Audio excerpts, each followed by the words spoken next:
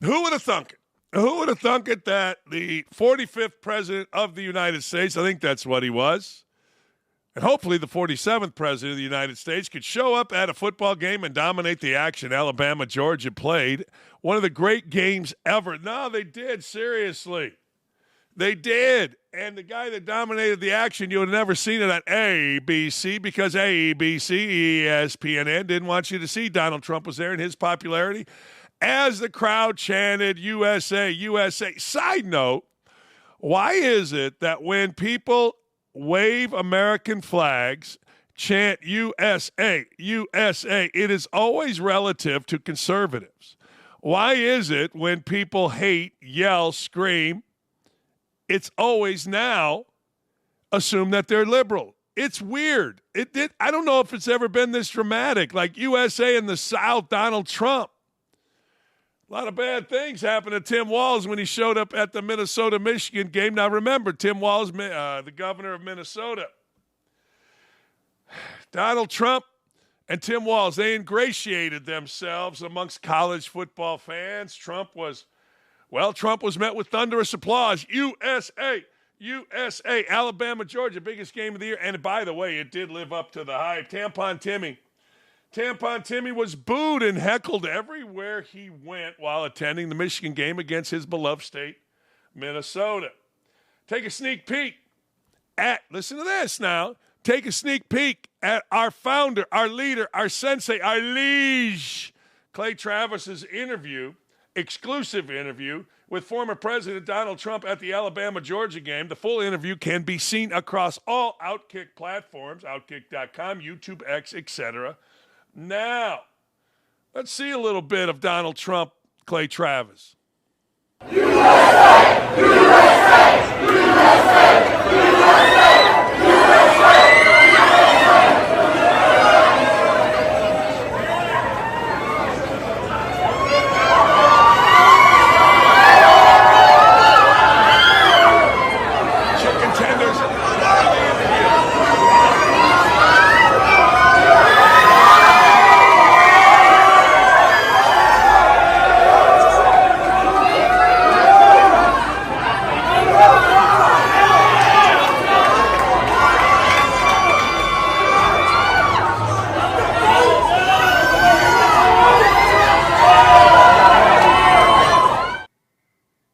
Hey, how about that? I don't know if you noticed that, but Kid Rock, just standing there on the side, nobody paying attention to him. Donald Trump is the man. He is. I mean, whatever. Get out of here with all your nonsense. The frat boys at Alabama, this has been a frat boy summer. I know my friend Joe Kinsey says keep summer, respect summer. I think it's still going on. The frat boys across this country are dominating summer. Let's see Alabama slam a frat boys for Trump. I'm Braden Arnold, Beta Theta Pi at the University of Alabama, and it's not an easy decision, but I will be voting for Donald J. Trump.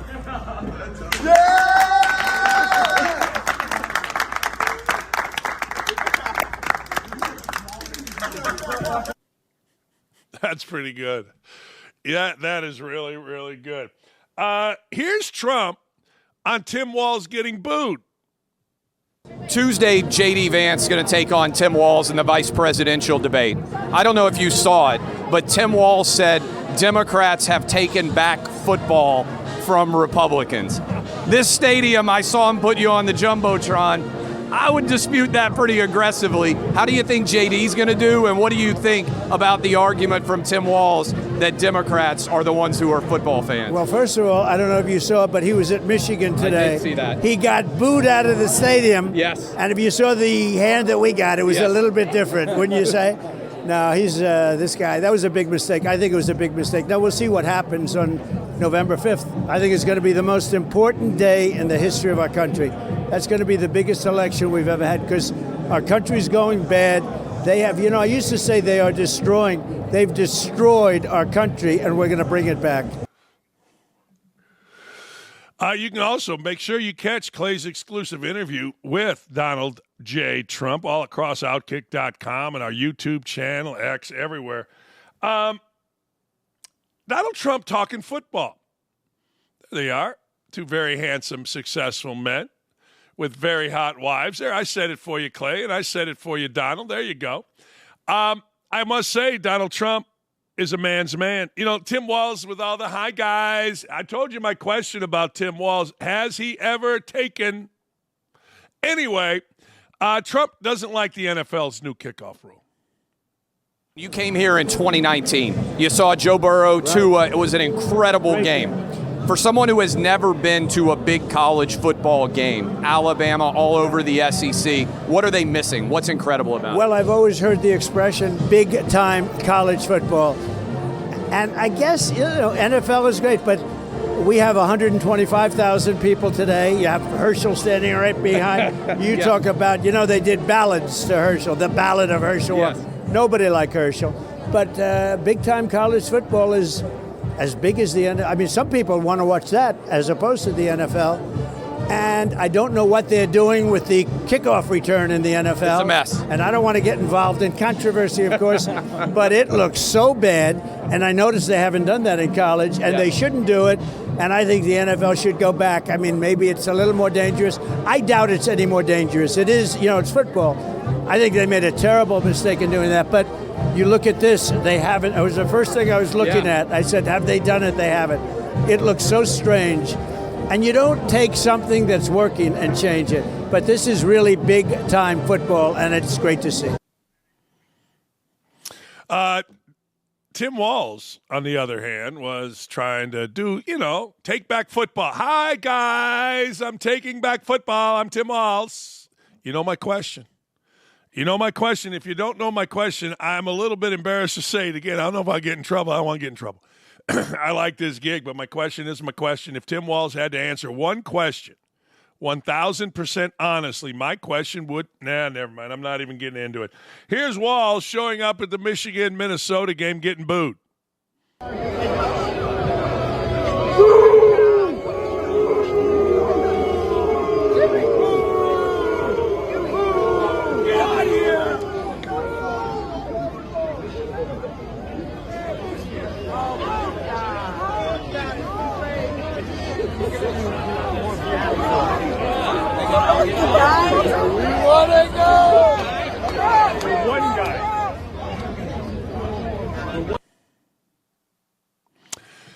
Yeah, it was a little tough, but there's other areas where he got booed walking in the stadium. Now, I'm going to give the benefit of the doubt here, okay?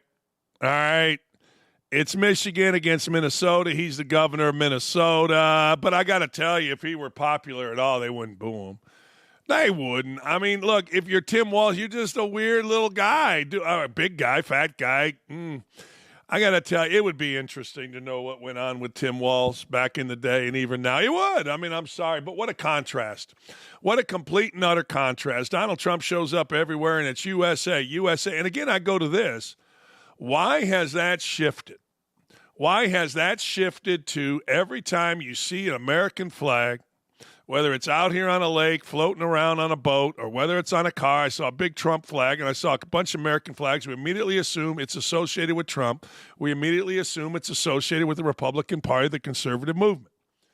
Why is it whenever we see loud and triggered and anti-American and, abortion and killing babies, and we got sex change and all this icky stuff, and you can get mad at me for saying it, but look, let me tell you about abortion. There's 11 birth controls, not including don't spread your legs. And don't get into me about rape and incest. It's already taken care of. I mean, just stop. We got an attorney general here in Indiana that's running solely on an abortion.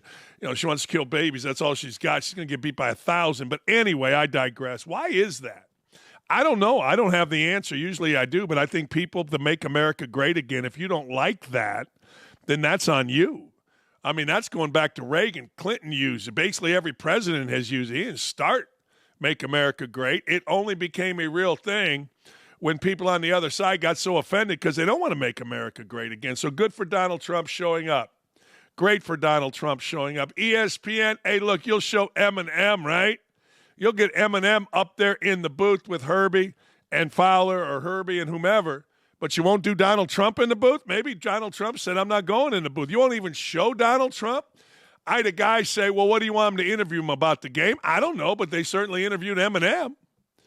I mean, they show all the time, hey, this is the star of our next show. Hey, at Indiana game, Shane Steichen is here. All right, he's 10-10 as a head coach. Hey, Rod, go fight, win.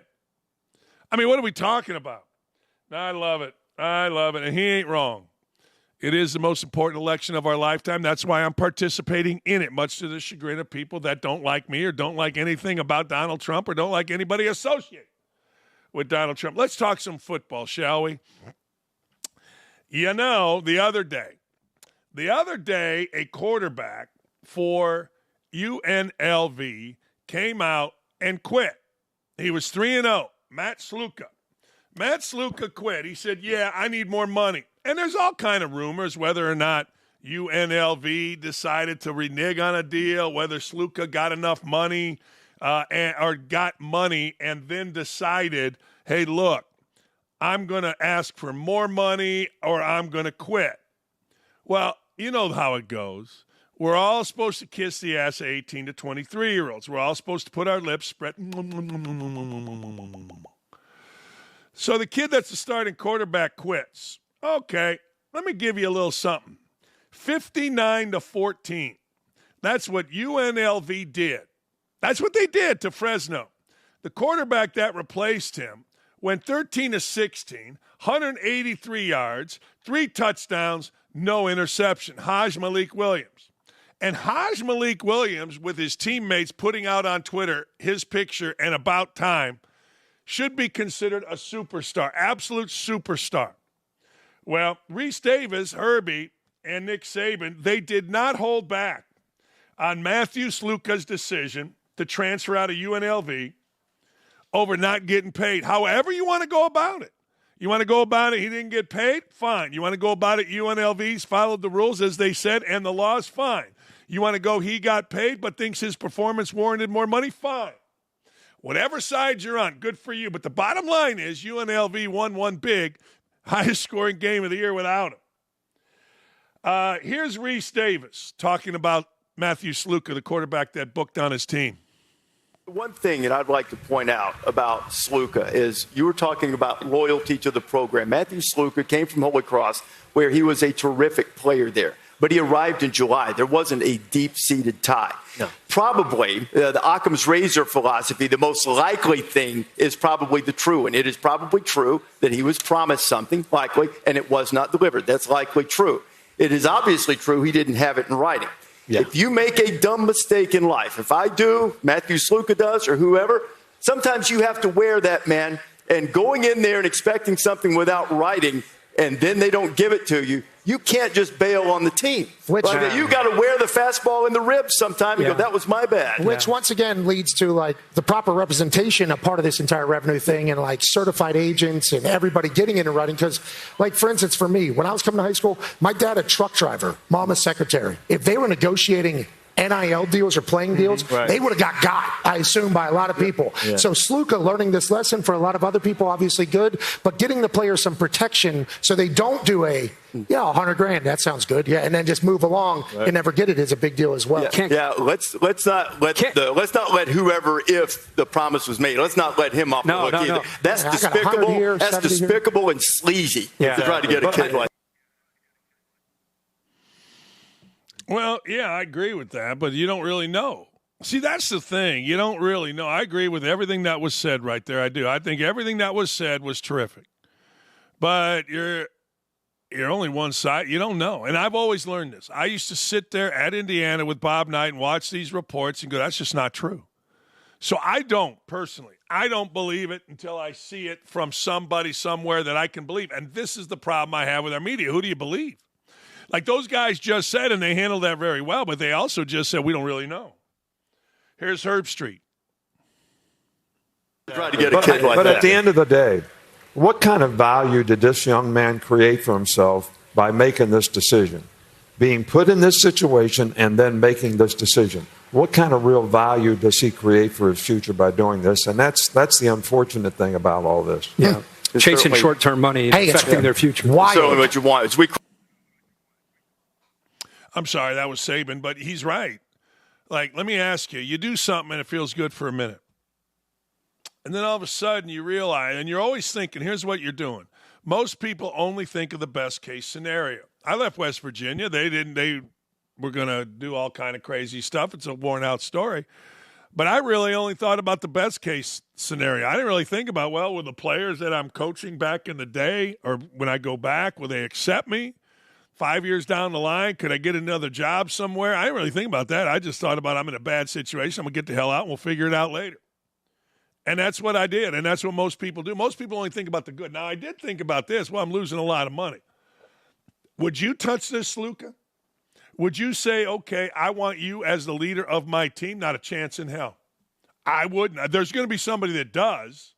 There's going to be somebody that says, hey, look, we understand. We need a quarterback. We understand. You're pretty good. You're not great, under 50% passing rating. But, again, I go to this. The current setup in the NCAA, everybody's going to bitch about there's no guardrails, we need a contract. Pat McAfee talked about protection of players. I don't give a shit about the protection of players. I don't. Not in terms of their finance. I don't give a damn if 18 to 23-year-old gets rich playing college football. I do not. You do. I don't. A lot of people in this world. I say you better figure out how to protect the schools. Yeah, I say you better figure out how to protect the sport. Because if this starts happening over and over again, I know college football is all the rage, but it's not close to the NFL. I mean, all you got to do is look at the ratings of the top 10 every week broadcast, and it's always, maybe this week Georgia, Alabama sneaks in there, but it's always NFL pregame show. You know what I'm saying. Sports can go away. I'm not saying college basketball, college football can't, but I'll tell you one thing. College basketball's gone away a little bit. Nobody's paying attention to the regular season until football's over. It's like every school now has become the SEC, where, hey, look, we got football playoffs. Oh, yeah, basketball's being played. You can see it. You better protect the school, and you better protect the damn sport. I don't give a damn about 18, 20-year-olds' finances. In fact, here's my solution. Everybody says, give me a solution. I'll give you a solution. Screw that NIL. Screw that. You come here, you're going to get a contract. That contract's going to say you stay 3 years. The contract has, and don't come at me with silly stuff. I've dealt with contracts. My brother's a contract attorney. So don't deal with, well, what if, it's all in there. Smart people get contracts. It's all in there. What if it's in there? What shut up. 3-year deal. You come here, 3-year deal. You leave, you lose the deal. Simple. 2-year deal. Maybe you sign a 2-year deal. There's all kind of rules. You can't leave for the NFL in 3 years. That's why I'm going 3-year deal. Come to our school, 3-year deal. We're going to give you $100 million, whatever the hell it is. I don't care. But everybody got contract. This free agency, even during the season, or this free agency after every season, it's stupid. It does not protect the sport. It does not protect the school. Mahomes could be a free agent every year. You think that's good for the NFL? Hell no. No, it's not. And I get it. I do. Everybody gets mad at me. Oh, you don't like the players. Not that I don't like them. I just don't care about the finances of 18 to 23-year-olds. And why would I? Regardless, bottom line, the least that they're getting is a full scholarship, money on the side, Pell money, everything they could ever want, gear, food, clothing, whatever. Year-round the clock, chefs, that's the least. Now, remember, there's only a few players that actually move the needle. I mean, there ain't a lot. How many Johnny Manziels have ever come out of Texas A&M? How many? Like, I always say that. Like, how many different dudes have been at Ohio State? Ohio State, it isn't about this guy or that guy. It's about the word Buckeye. Nobody gives a rat. Now, I'll tell you what. I'll tell you who has moved the needle. Kurt Cignetti at Indiana. It's rare, but it happens. So reward the guys who move the needle. But the big fat center, I'm not rewarding him. Well, I care about him. No, it's amazing. It really is. It's fascinating.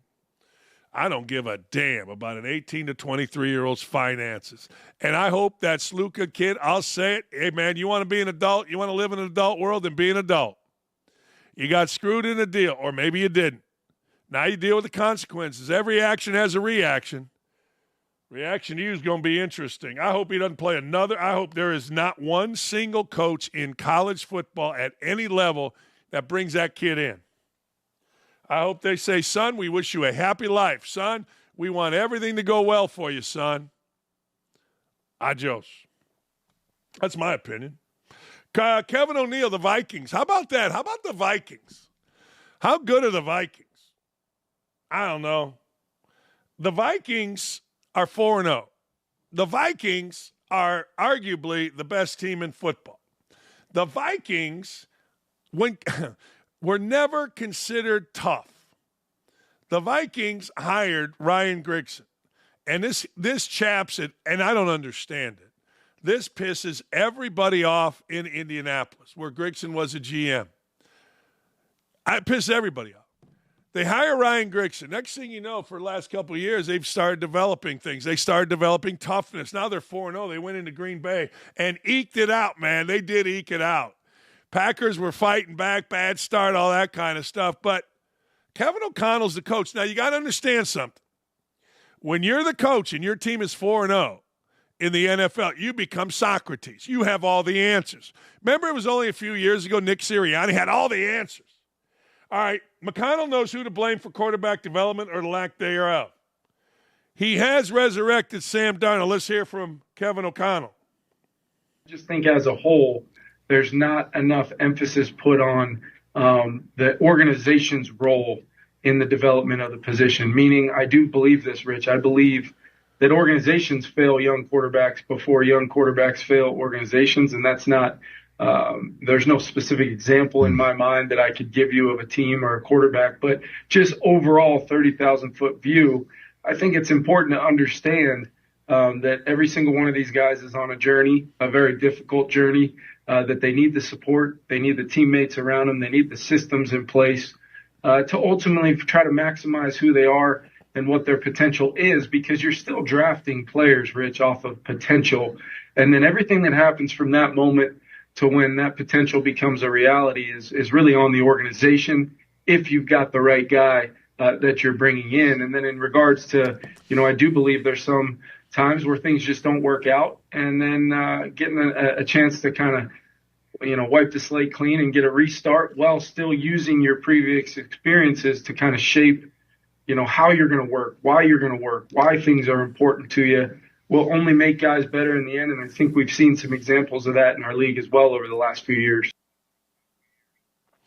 Yeah, that's some deep stuff, and that's a coach pandering. But let's examine one of the things he said. Quarterbacks don't fail organizations. Organizations fail quarterbacks. But I don't know any examples. That's what he said. So that was cute. That was a great soliloquy, and he's a very smart guy. Now he's the flavor of the day, just like Sirianni, and we got to listen to that stupid. But anyway, so this guy is telling us, but I don't have any examples. Well, he does have examples, and he's talking about Bryce Young, but he's too chicken blank to say, and I don't blame him. You should not get into another organization's business. But once I heard that, I thought to myself, all right, I get it. All of a sudden, now this guy's the guru. Good. Great. I hope you are. But you know what? How come you didn't know what you had in Sam Darnold anyway, and you drafted J.J. McCarthy so early? I mean, did you not know? Do you know? But it's a great situation right now. Did you know that J.J. McCarthy is younger? Sam Darnold is younger than Joe Burrow? Younger than Joe Burrow. Now, I'm going to say that again. That seems like Joe Burrow's been in the NFL a minute. It seems like Sam Darnold has been in the NFL an hour. It seems like he's been here forever. And he's younger. I'm down with it. I'm down to clown, as my friend Hammer would say. But, man. So good. We'll listen to that. We'll take that philosophy. But I always got to make fun of coaches that pontificate on everything. I used to say, man, I don't know nothing. I just know my team.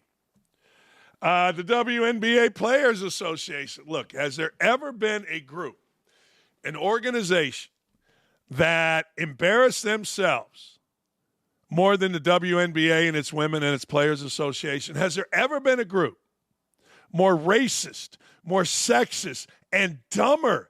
These women are idiots. These women are incredibly stupid. Like, I watch this Angel Reese, and I'm like, my God, girl. First, put on some damn clothes. And second, how stupid are you? Now, I get it. When you hang out in your little bubble, everybody thinks you're great. This Dejanay lady, these women are complete morons. And they're racist as hell. See, Dejanay Carrington is at the center of all of this. Christine Brennan, who to this day is considered one of the greatest women's sports writers, who has not once defended women having to compete against men. And if you ask her what a woman is, I'm sure she would shrink up. But now she's a martyr. because the whatever this thing is, the WNBA Players Association has issued a statement accusing Brennan of USA Today designing to fuel racism. What's the question? She asked Dejanay Carrington why or if she poked Caitlin Clark in the eye. The Women's National Basketball, issued a scathing statement calling out USA Today sports columnist Christine Brennan by name over an interview with Dejanay Carrington that the union claims fueled racism, homophobic, and misogynist vitriol online. This is awesome. Now women are inciting misogynistic traits. Now women are now racist and sexist. It's glorious. The WNBA, I'm not watching 1 second. I'm done. I'm done with the WNBA. They're too stupid. They're too racist. I've never seen a more racist organization. This Dejanay Carrington, they're acting like all this started because Caitlin Clark came in. No. She's been spewing racist garbage on her Twitter account for years. She's a stone racist. She is awful, the worst of the worst. And she's a deadly combination of stupid and arrogant. Stupid and arrogant is the worst. Stupid and humble, you can figure out that you're stupid, right? Stupid and arrogant, you're stupid, but you're not smart enough to understand that you're stupid, so you keep doing stupid things. Now, this is garbage. This is bullshit by this Players Association. This is absolute trash. This week was dedicated to celebrating and amplifying Asia, Caitlin, Dejanay, and what the hell are these names, for their hard work and exceptional performance all year long. We are not going to distract from their success, nor would we dim the glow of the spotlight that centered them. They have earned the focus and celebration, but we will take this moment now to stand up for them and the rest of the members, every single one, because we call BS to unprofessional members of the media like Christine Brennan, who are not fooling anybody. That so-called interview in the name of journalists was a blatant attempt to bait a professional athlete into participating in a narrative that is fake and designed to fuel racist, homophobic, misogynist vitriol on social media. You can't hide behind your tenure. We call on the USA Today network to review its principles of ethical conduct for newsrooms and address what we believe is a violation of several core principles, including seeking and reporting the truth. USA Today Sports should explain why a reporter with a clear bias, ulterior motives, was assigned to cover the league. We urge the league to review its policies, take measures to prevent such issues, protecting the integrity of the game and its players. You know what she asked Dejanay Carrington? Did you hit Caitlin Clark in the eye on purpose? Where was the WNBA when all these racist little lesbians were losing their mind and knocking her on her ass? Where was the Players Association back a couple years ago when Dejanay Carrington was talking about and spewing all kind of racist nonsense on Twitter? Where was the WNBA in all of this? Where was the WNBA Players Association before when Lynn Dunn had to go to the WNBA for Caitlin Clark getting knocked on her ass? But a woman reporter that asked another woman about what? Did you poke someone in the eye? That's racist, sexist, misogynist? No, ladies. Where is all of this when the women of the WNBA kept calling Caitlin Clark a white bitch? Where's the Players Association when Angel Reese and others celebrated when Caitlin Clark got knocked on her ass? Where are you? Where were you? Now you're full of shit, just like your whole league. Your league's full of shit. You all are full of shit. You're the worst people in sports. You're racist. You're racist as hell. I mean, you could not be more racist, but at least we understand now why for 27 years the WNBA has existed and nobody gave a shit. Nobody went to games. Nobody watched on TV. Nobody cared even a little. At least we get it now. For people that weren't paying attention and knew that the WNBA was out there, you go, oh, I wonder why the WNBA didn't, I don't know, ever catch ground, ever get any footing. Well, the reason is simple. The WNBA is full of racists, sexist, and frankly, assholes. Angel Reese is now claiming that accepting the villain role for the good of college basketball has backfired on her. Angel Reese is stupid. Like she's an 18 or 20-year-old girl. We can't expect her to have any thought. We can't expect her to have any meaningful thought with that brain. She takes off her clothes. She tries to pose. I mean, I guess that's more her style than to have any type of legitimate thought. I've never in my life had privilege. Oh, bullshit. But I definitely know the power I have through my platform. That didn't come overnight. I grew that on my own. That being said, I will continue to use my voice in the right way and say what's right, even though it has backfired on me to be this villain. I won't stop. Well, yeah, okay. All right. The right way? So is the right way, and it probably is. Now, make no mistake, it probably is in her little world. In Angel Reese's little world, it's probably the right way to celebrate when Caitlin Clark gets knocked on her ass. Now, you got to understand something. There's a couple worlds out there. There's the world that individuals live in. And then there's the broader world that, well, others pay attention to. And if your platform is big, and hers is, then the world pays attention to you. And they're like, yo, hypocrite. Yo, dumbass. Yo, stupid. Don't tell us you're doing things in the right way when you're celebrating Caitlin Clark getting knocked on her ass. Don't tell us you do it in the right way when you take off your clothes and then you get in a press conference and tell everybody I'm being sexualized. Now, the smaller group, her friends are like, yo, Angel, you're the best. You're Barbie. You're the greatest. And that's the group she lives in. And we all have that. We all have got our group. I always said Shaq was the first guy that I ever saw. Every NBA player's got a little white guy around him. Maybe a little black guy. I don't know, but a lot of little white guys. In Indiana, there's a guy named Amp Harris. Little black guy. Hangs around all the athletes. He's a promoter. Everyone's got it. Shaq had a little white guy. Hey, man, what do you do? I take care of Shaq. And they're arrogant and they're stupid and all that. So that's the world. You got to understand the two worlds. The world of the athlete individually tells Angel Reese and everybody else that you're doing right. Us, the broader picture, the broader view of the world, we're like, yo, you're a fraud. You're really dumb. But good for you. I mean, people are talking about you. No, that's really good. Here's the other one on here. Let me see the other one here. There's another Angel Reese. I'm not reading that crap. I do not want an apology, nor that I think, nobody's going to apologize to you. You know what I mean?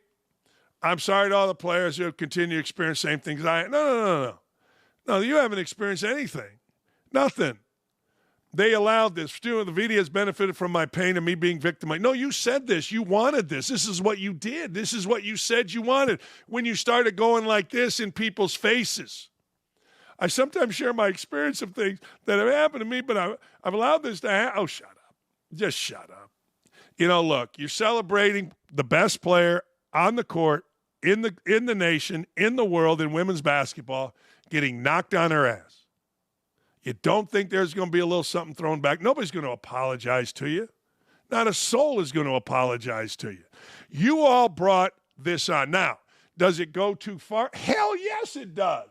It always does. It goes too far on me, and I'm 1/100th of what the popularity of these clowns are. It always does. But damn, you sit there. I told you this was going to happen. I told you after she cried at a press conference and she started going good, and next thing you know, boom, this was going to happen again. All right. It's time to break down this week's OutKick Top 12, brought to you by Hims, healthcare designed for you and delivered to your door. I like a little hair, Hims. Can you do anything? Our beautiful panel of OutKick voters decided who they believed earned their place among the top 12 teams. In college football, let's start off with the top 12 rankings after week 4. Here they are. The top 12. Number 1, Alabama Slam, and number 2, Ohio State. 3, Miami. 4, BYU. Now, here's what we did. We put this down by conference champion, which I disagree with. I'm not going to lie. We should make it a top 12 and then figure out the playoff based on the top 12. But I digress. Texas, Tennessee, Georgia, Penn State, Oregon, Missouri, Clemson, and Boise State, the one from outside the Power 4. They, ladies and gentlemen, round out our top 12. All right, here's who voted on who. I had to put Indiana in. Are you out of your collective minds? I had to put Indiana in. I got Tennessee. Yeah, I don't like this whole way we did it. I'm going to protest. I got Texas 1, Ohio State 2. I got Alabama 3, Tennessee 4. They've got it based on, I guess, the smart way to do it, which is you go by conference champions. But if we're going with a top 12, come on now. We got to do it right. Lou Holtz, same thing. He's got number 4. Why does Lou Holtz get number 4, Tennessee? I don't get it. I like it. Tommy Tuberville's up in there. Hutton's up in there. Clay's in there. Ricky Cobb, Kelly Stewart. We got Janine Edwards in there. Les Miles is up in there. He got Alabama number 1. Look at that. I guess, you know what? If you're Les Miles and you've played in that league, I guess you would have Alabama number 1. I guess you would.